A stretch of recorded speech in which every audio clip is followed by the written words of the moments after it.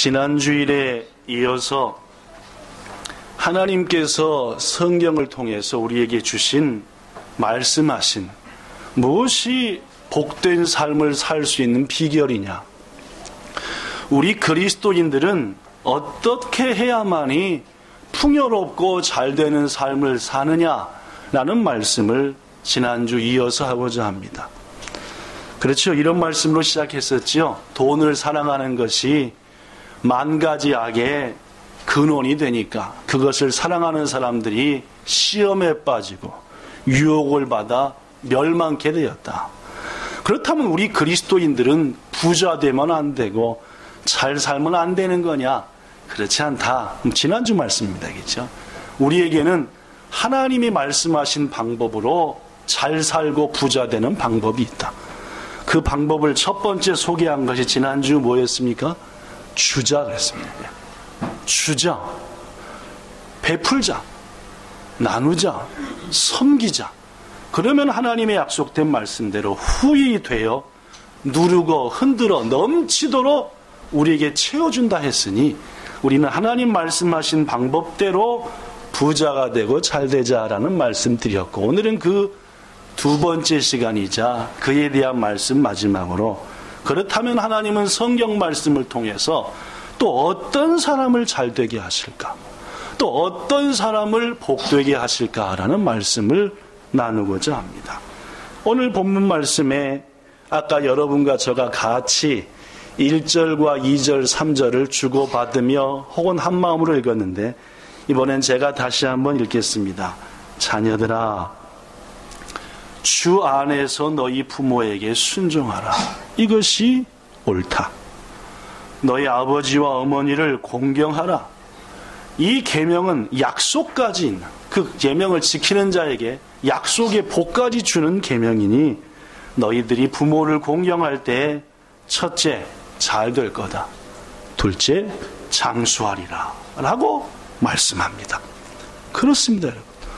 오늘 여러분들에게 말씀드리고자 하는 우리 그리스도인들이 잘 되고 복받고 사는 두 번째 하나님이 말씀하신 비결은 부모 공경입니다.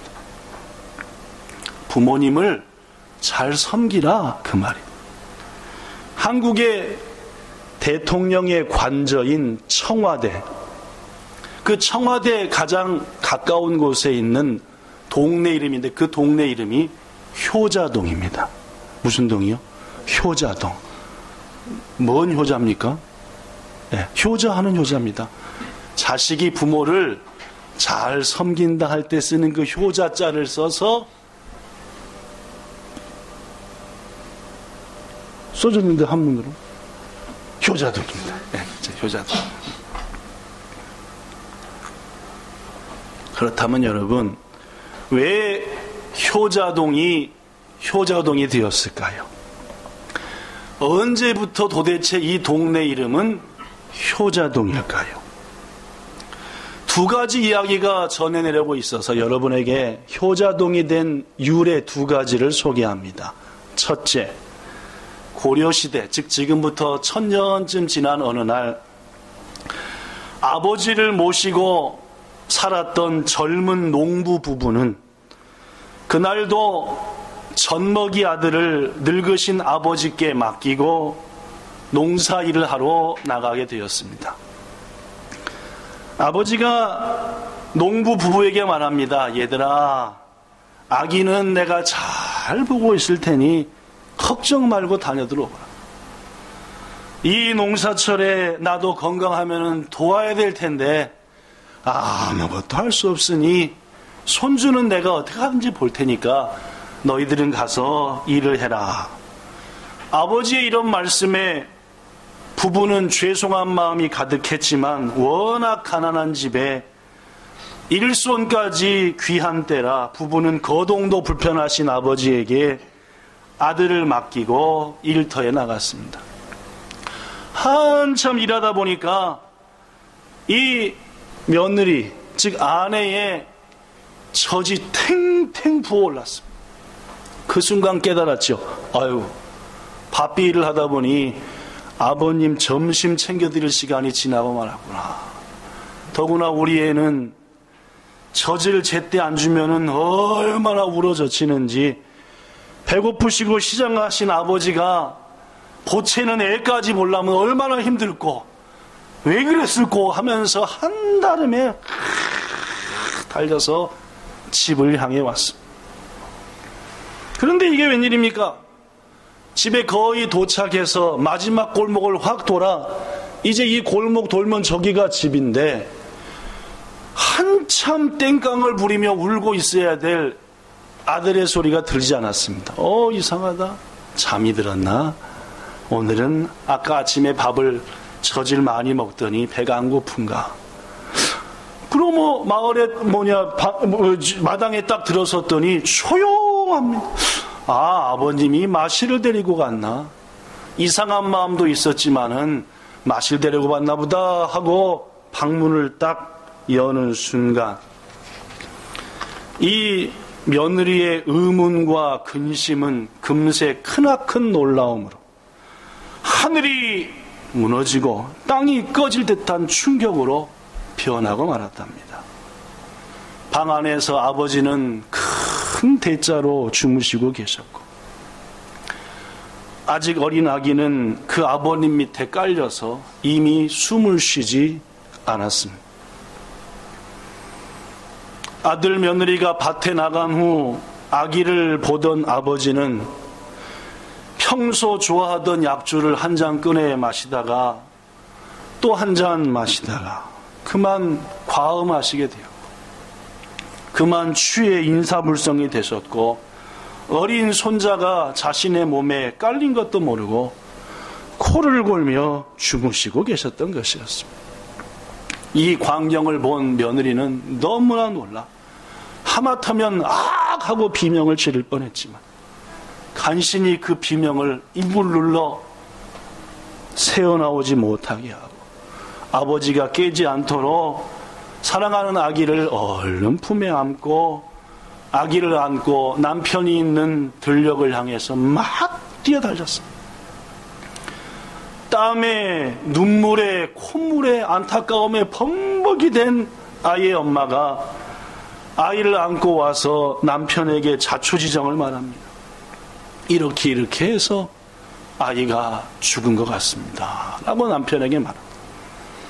이 아이를 받아들인 아이의 아비가 아들의 등을 때리며 엉덩이를 때리며 이렇게 말합니다. 이놈 아들아, 불효막심한 아들, 나도 불효자지만은 너는 더 불효하구나. 어쩌자고 네가 죽어 할아버지의 가슴에 못을 박는단 말이야. 이 불효막심한 놈, 이 불효막심한 놈 하면서 아들은 엉엉 울며 아이들의 엉덩이를 때리고 이놈아 벌겋게 자국이 났다. 그때 아이의 어미가 말합니다. 아버님이 모든 걸 아시기 전에 이 사실을 다 감추고 얼른 이 아이를 장사지냅시다. 또 우리에게 자녀가 하늘로부터 주시지 않겠소.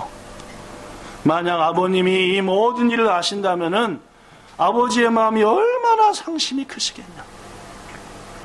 이 말을 들은 남편은 그것이 옳구나 생각하고 이제 발을 옮기려는 순간 이게 웬일입니까? 죽은 줄 알았던 아이가 갑자기 숨을 꼴떡꼴떡 하더니 하고 우는 게 아니에요. 그렇습니다.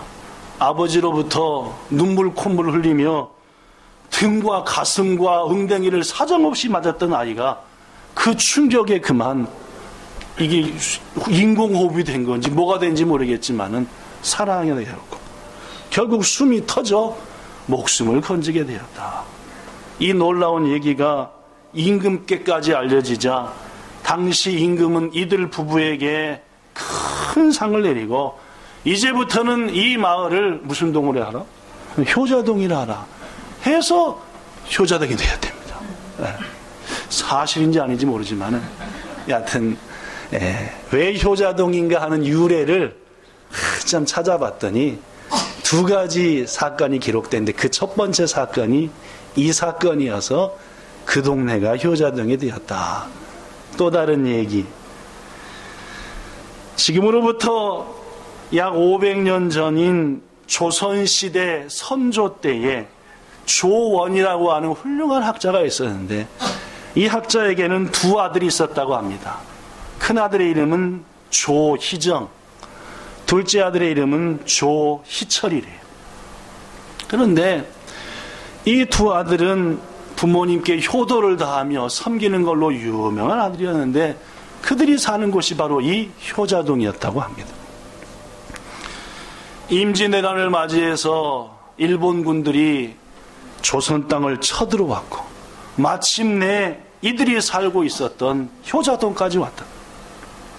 이 두 아들 희정과 희철은 어머님이 몸이 너무 좋지 못하여 피난 갈 수 없었고, 자기 집에서 맞이했는데 군인들이 모든 집안의 것들을 죽이려 하자 그 앞서서 막으며, 우리 어머니만큼 이제 여생이 멀지 않나, 많이 남지 않았으니 살려달라 했지만은 아랑곳하지 않고 이 두 아들을 죽였고, 이 두 아들의 간절함 때문이었는지 어머니는 죽이지 않았고, 이 일이 전쟁이 끝난 다음에 선조에게 알려져서 선조는 그 가정에 친히 홍살문이라고 하는 집안의 정문을 만들어서 하사했고, 그로 인해서 효자동은 더 효자들이 사는 동으로 유명해졌다라는 얘기가 또 한 가지 효자동에 대해서 알려진 얘기입니다. 춘천도 효자동이 있대요. 네, 그렇습니다. 전주에도 효자동이 있습니다. 그래서 참 우리 한국이라는 나라는 이곳저곳에 효자들이 참 많았던 곳이구나 라고 생각했습니다. 사랑하는 성도 여러분, 오늘 본문에서 우리 하나님께서는 우리에게 분명히 말씀합니다. 너의 부모를 공경하라 라고. 부모 공경은 하나님의 명령입니다. 하나님께서 우리에게 지키라고 주신 10가지 계명, 그 10계명을 보면은 둘로 나누어지지요. 하나는 하나님을 사랑하라 라는 겁니다. 1계명부터 4계명까지지요. 또 하나의 계명은 5계명부터 10계명까지에 있는 이웃을 사랑하라는 개념입니다. 그렇습니다. 하나님 우리에게 말씀한 계명은 두 가지입니다. 하나님을 사랑하고 이웃을 사랑하라. 그런데 너희들이 사랑할 이웃 중에 가장 먼저, 가장 힘껏 사랑해야 될 이웃이 누군지 아느냐? 그것이 바로 이웃사랑의 첫 계명인 부모를 공경하라 하신 말씀인 줄로 믿습니다.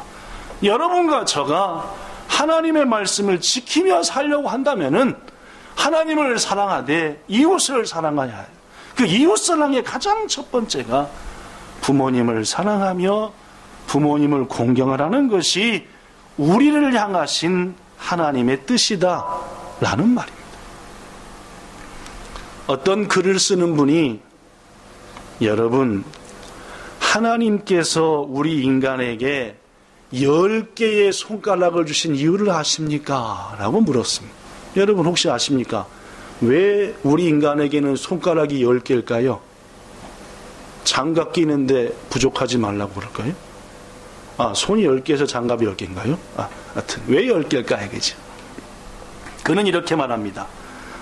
엄마가 나를 뱃속에 놓고 10달 동안 품고 있었던 것을 기억하며 그 부모에게 감사라 해서 하나님이 우리한테 손가락을 10개 주셨다라고 그 글을 쓰는 분은 얘기했습니다. 이어서 말하기를 우리는 자주자주 손가락 10개를 보면서 내가 이 세상에 저절로 태어난 것이 아니라 10달 동안 어머니가 나를 뱃속에 두고 불철주야 사랑하며 아끼며 온 정성을 다했기에 비로소 내가 태어났다는 것을 이 손가락을 10개 볼 때마다 기억하라고 하나님 우리에게 10개 손가락을 줬습니다 라고 말해요. 여러분 주일날 밤에 하는 텔레비전 방금 중에서 이때 큐라는 방금이 있는 거 아십니까? 모르는 분이 호돈도고 아는 분은 몇 분. 그거 참 재미있는 방금입니다. ORI 개인다치가, 그러니까 한국어로 뭐라 그래요? 개그맨보다 좀 더 수준이 높습니다. 그런 분들이 온몸을 던져서 우리 시청자들에게 기쁨을 주는 뭐 그런 방금인데 여러분 보시면은 야, 저 사람들 정말 열심히 최선을 다하는구나 라는 게 느껴져서 저는 그 방금이가 좋습니다. 얼마나 그 방금이에서 지난주 이런 걸 소개했습니다. 영어를 정말 잘하는 키 작고 머리 벗겨지신 아저씨 고정 출연자가 계신데 그분이 미국을 방문했어요. 미국 방문한 이유는 한 가지입니다. 체험하기 위해서. 뭘 체험하러 갔을까요? 미국이란 나라는 참 재밌어서요. 엄마가 자식을 낳을 때 얼마나 아픈지를 직접 체험해보는 기계를 만들었답니다. 네. 그래가지고 이때 귀에 나오는 하여간 그분 이름이 뭐야? 그 아저씨 이름. 대가우마? 내가와. 대가와. 대가와라고 참 귀가 좀. 일본어는 20년 넘어 있어도 이게 잘 안 될 것 같아. 대가와랍니다. 대가와. 근데 나한테는 내가와라고 들리지. 그래서 대가와라는 상이 가가지고 애 낳는 것처럼 산부인과에서 자세 잡았습니다. 양팔 묶고 양다리 묶고 양다리를 M자로 딱 세워가지고 남자인데 애 낳는 폼으로 딱 한 거예요. 자, 그 다음에 몸에다가 그 기계를 연결해가지고 충격을 주는 거야. 뭔 충격이요? 애 낳을 때 얼마나 아픈지 그걸 그대로 재현해가지고 충격을 줘요. 딱 0.5초 줬습니다. 충격을. 어떻게 됐을까요? 침대에서 2m 떴습니다. 그 사람이 묶어놨는데도 침대에서 2m를 떠버리더라고요. 와!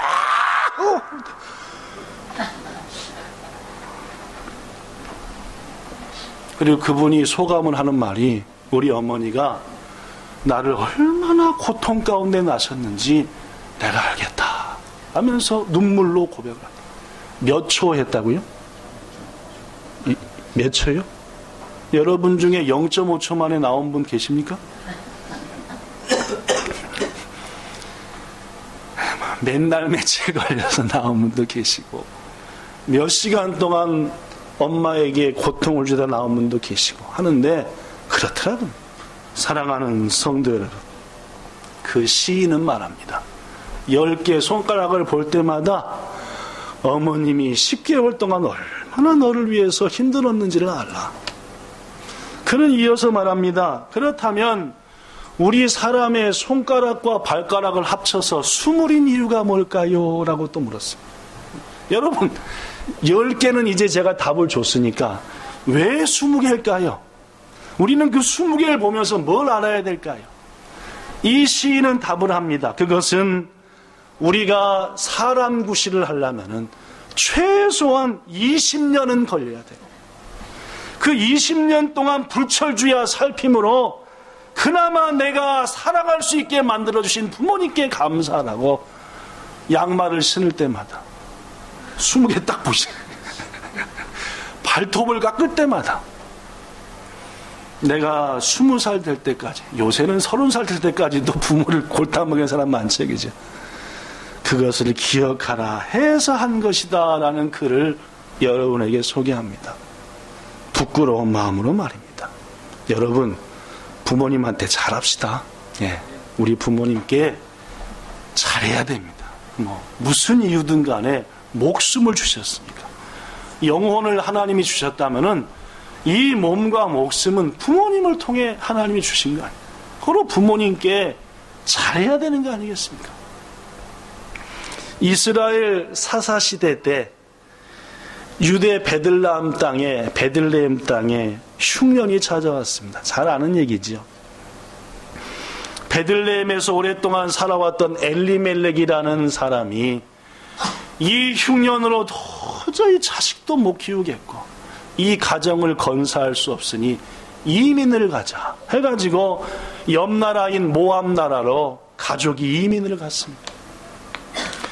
가서 밥도 먹고 살기도 하고, 그래 비록 고향 땅을 뒤로 했지만 이민 오기를 잘했다 하면서 살던 중 아들 둘을 장가까지 보내게 됩니다.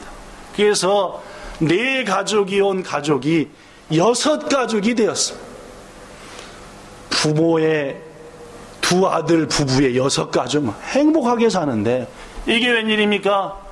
그만 큰아들이 병에 걸려 시름시름 앓더니 이민까지 왔는데 자식을 위해서 죽어버렸습니다. 이게 웬일입니까? 둘째 아들도 시름시름 앓더니 둘째 아들도 죽어버렸습니다. 이게 너무너무 안타까웠던지 아버지까지 병이 걸려 죽는 바람에 화목했던 6가족이 남자 3 죽고 여자 3만 남았습니다. 얼마나 남겨진 3 여인이 슬프고, 특히 이민 온 분 중에서는 이제 딱 혼자 남은 어머니 나오미가 얼마나 슬펐던지 엉엉 울고. 그러던 어느 날 소식이 들려왔죠. 베들레헴 땅에 흉년이 끝나 이제는 살만하다. 어머니가 생각합니다. 여기 와서 남편과 아들들을 다 잃었으니 이제는 돌아가자. 그리고 돌아가려고 하면서 2 며느리를 부르지요. 이렇게 말합니다. 룻기서 1장 8절과 9절. 너희는 각각 너희 어머니 집으로 이제는 돌아가라. 너희가 죽은 자들과, 즉 네 시아버지와 네 남편과 네 시동생과 혹은 시아주버니에게 얼마나 선대하고 섬겼는지를 내가 아니, 하나님께서 너희를 선대하여 주시기를 원한다. 이어서 말하기를 하나님께서 꼭 너에게 허락하사 비록 너희의 첫 남편들은 빨리 죽어버리고 말았지만 너희들이 새로운 남편을 만나서 위로를 받는 삶을 살기를 바란다 하고 시어머니로서 눈물을 흘리며 며느리들한테 나는 내 고향으로 돌아가려니 너희들은 너희 고향으로 돌아가고 어머니에게 돌아가 꼭 새 남편을 만나기 바란다 했습니다. 이 말을 들은 2 며느리가 한없이 웁니다. 엉엉 울지.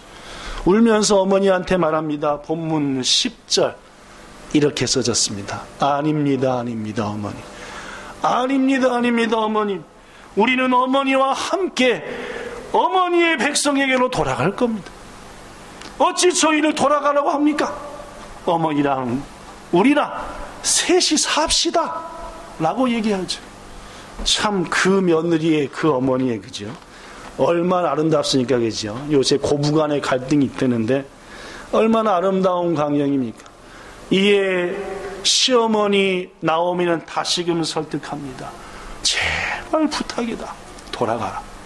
결국 시어머니의 진심 어린 부탁과 마음을 안 큰 며느리는 어머니 알겠습니다. 그러면은 제가 돌아가 행복하게 사는 것이 어머니에게 기쁨이 되리라고 믿고 꼭 연락드리겠습니다. 찾아뵙겠습니다 하고 자기 어머니에게로 돌아갔습니다. 그러나 또 다른 며느리, 그 이름은 룻이라고 나오지요. 그 룻은 어머니에게 다시 한번 말합니다. 여기 써졌지요. 내게 어머니를 떠나며 어머니를 따르지 말고 돌아가라. 돌아가라. 이제는 그만 좀 말씀하십시오. 어머니께서 가시는 곳에 나도 갈 것이고 어머님께서 머무시는 곳에 나도 머물 것이며 이제 이후로는 어머니의 백성이 내 백성이 될 것이고 어머니가 믿는 하나님이 내 하나님이 될 것이니 어머님께서 죽으시는 곳에 나도 반드시 죽어 거기에 장사되길 원합니다. 내가 이미 마음을 굳혔사오니 내가 죽는 일 외에 어머니를 떠나면은 어머니의 하나님 그리고 내가 이제부터 믿는 하나님이 내게 벌을 내리시고 또 내리시기를 원합니다.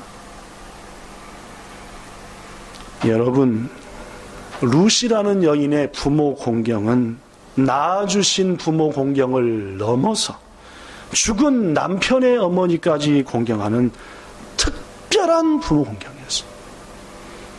누군가 쉽게 할 수 없는 이것도 부모 공경이구나 라는 사실을 하나님께서는 우리에게 꼭 말씀하고 싶으셨기에 이 말씀을 기록했습니다. 여러분들 시어머니한테 잘 하십니까? 장모님한테 잘 하시냐 그 말. 저는 이 말씀을 어저께 마지막으로 준비하면서 한없이 울었습니다. 난 참 불효막심하구나.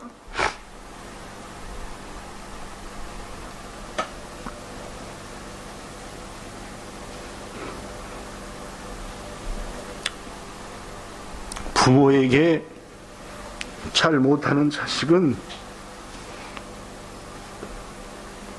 하나님의 은혜와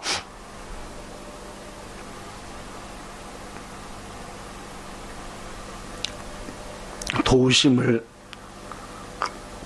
받을 수 없으니까 저도 회개하고 여러분도 회개하면서 부모님께 잘해야 됩니다. 네. 특별한 부모 공경을 한 룻에게 하나님께서는 특별한 복을 주셨죠. 시어머니 나오미와 함께 시어머니의 고향인 베들레헴으로 돌아온 이 룻이라는 여인은 그 후에도 지극한 효성으로 어머니를 섬깁니다. 어머니의 마음이 아프지 않도록 어디 마음 불편하신 데는 없나? 어디 아프신 데는 없나? 그러다가 하나님께서 그의 귀중한 마음을 보시고 보아스라는 사람을 만나게 하시죠. 그래서 그 보아스와 어머니의 허락과 그 시어머니 나오미의 간절한 열정과 애씀을 바탕으로 결혼까지 시키죠. 본인이 원해서가 아니라 어머니가 원해서 보아스라는 남자와 결혼을 시킵니다. 그리고 그 보아스라는 남자 사이에서 하나님께서 자녀를 주시죠. 그 자녀의 이름이 여러분이 아는 대로 오벳입니다. 이 오벳이 장성하여 여러분이 아시는 것처럼 누구를 낳습니까? 이새를 낳습니다. 그리고 이새가 또 결혼하여 누구를 낳습니까? 다윗 왕을 낳았죠. 그렇습니다. 다윗 왕이 누굽니까? 온 인류를 구원하신 우리들의 구세주 예수님의 혈통적인 조상입니다.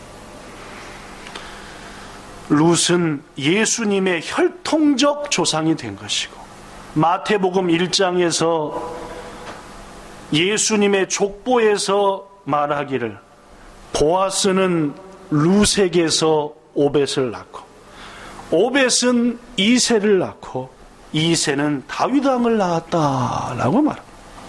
그런데 여러분, 하나님이 주신 율법 중에 신명기 23장 3절의 말씀이 있습니다. 어떤 말씀인지 아십니까? 이 말씀입니다. 보실래요? 암몬 사람과 모압 사람은 여호와의 총회, 즉 택한 자들의 모임, 택한 백성에 절대로 못 들어올 것이니 그들에게 속한 자는 10대 후손이더라도, 내가 모압이나 암몬 자손이에요. 근데 내가 이스라엘 사람과 결혼했어요. 그래서 계속 이스라엘 유대인이 되었더라도 10대 후손까지 절대로 하나님의 택한 백성의 모임에 못 들어올 것이며, 10대뿐 아니라 어디까지? 언제까지? 영원히 여호와의 총에 들어오지 못하리라. 하나님이 주신 율법입니다. 제가 아까 룻이 어느 나라 사람이라 했던가요? 모압 여인입니다. 모압 여인이에요. 고로 모압은 하나님의 택한 백성이 될 자격이 없죠. 누가 한 말입니까? 하나님이 율법을 하여.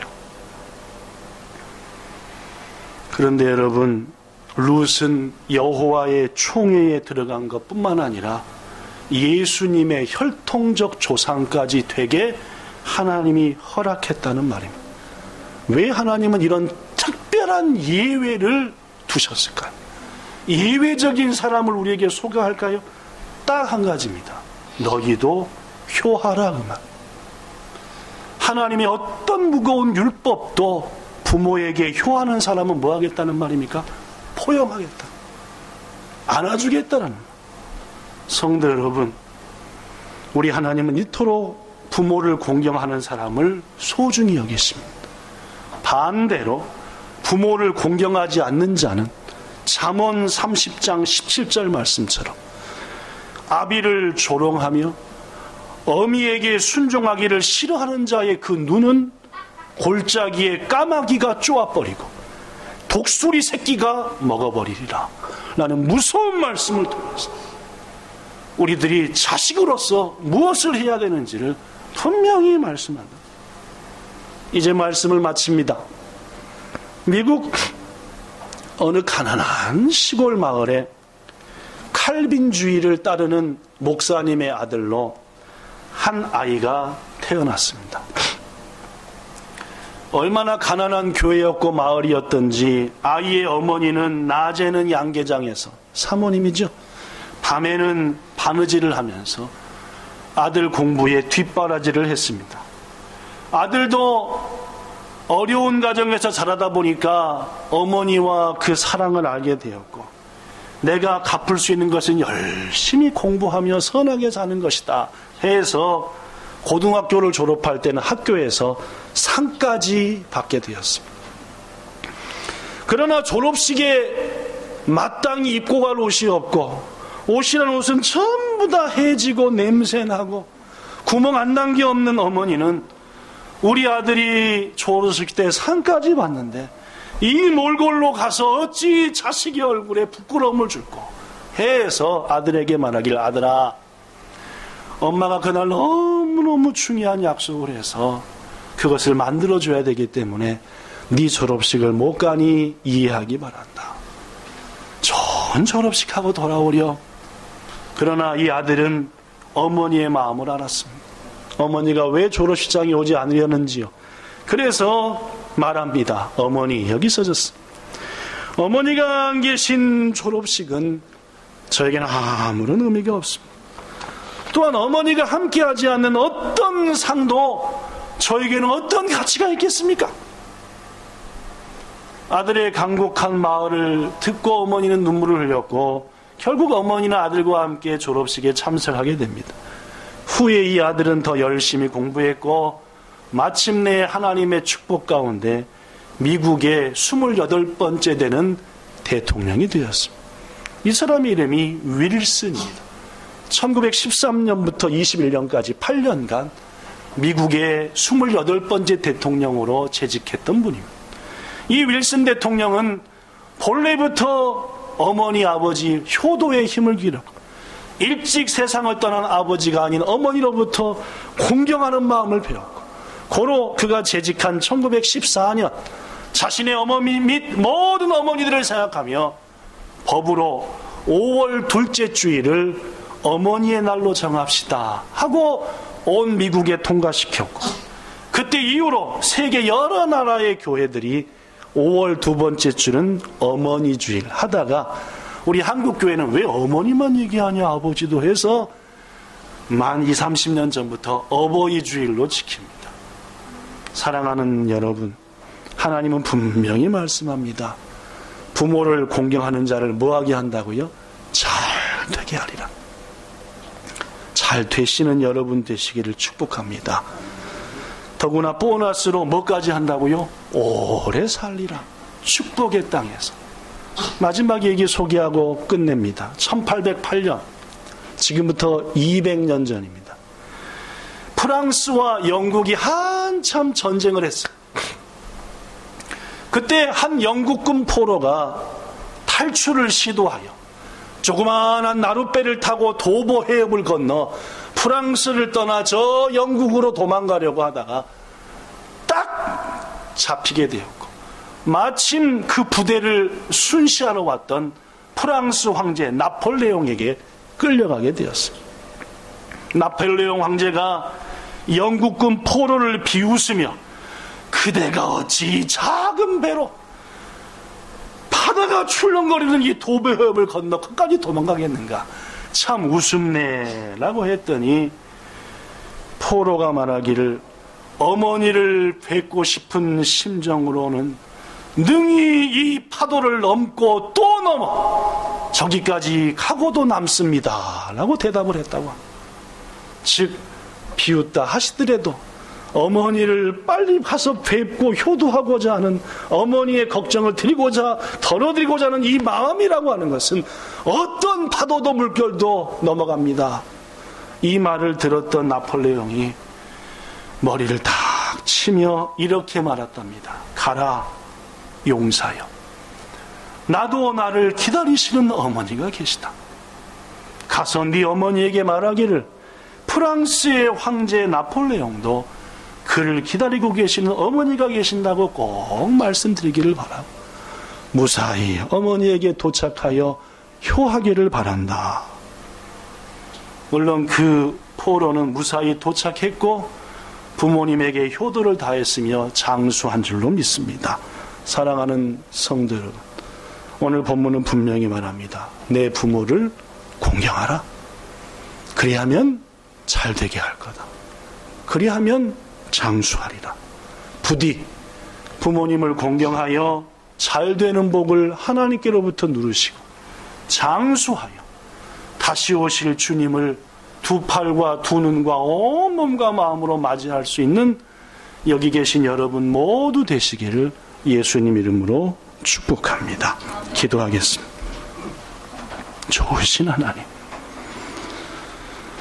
우리는 눈앞에 있는 세상 사람들이 하는 방법으로 부유해지려고 합니다. 그들 하는 방법으로 부자가 되려 합니다. 그러나 하나님은 우리에게 분명히 말씀합니다.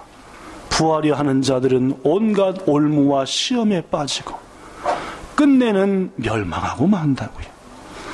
지난주와 이번 주 두 주에 이어서 그렇다면 우리 그리스도인들은 부유할 수도 없고 잘 될 수도 없고 형통할 수도 없습니까? 그러나 주님은 분명히 말씀했습니다. 주라. 그리하면 흔들어 눌러 넘치도록 안겨주리라. 네 부모를 공경하라. 잘되게 하리라. 장수하게 하리라. 이 말씀을 믿고 이 말씀대로 주는 삶, 공경하는 삶을 살아 하나님의 은혜를 기대하여 이 말씀을 증거하며 간증하는 삶을 살기를 우리 모두 원하오니 하나님 이 말씀대로 살 힘을 주시고 능력을 주셔서 한없이 주게 하시고 끝까지 공경하게 하여 주시옵소서. 이 시간 함께한 모든 성도들에게 말씀의 기적이 체험되어지는 복 주시기를 원하며 주 예수님 이름으로 기도드리옵나이다. 아멘.